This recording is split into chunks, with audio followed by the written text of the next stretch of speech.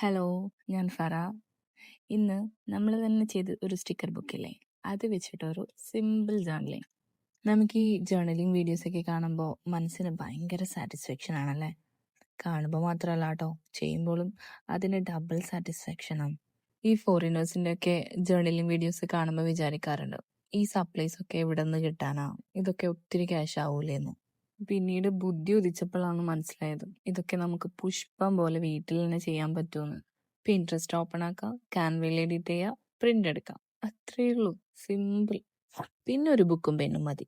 സുഖമായിട്ട് ആർക്ക് വേണമെങ്കിലും ജേർണലും ചെയ്യാം. അങ്ങനെ ചെയ്ത് ചെയ്ത് പഠിക്കാൻ പറ്റും നമുക്ക്. നമ്മുടെ മനസ്സിലുള്ള തോട്ട്സ്, ഐഡിയാസ് ഒക്കെ ജേർണലിങ്ങിൽ എഴുതി വെക്കാം. ഇനി തോട്ട്സ് ഒന്നും വരുന്നില്ലെങ്കിൽ അതും നമുക്ക് പിൻട്രസ്റ്റ് കാണിച്ചു തരും.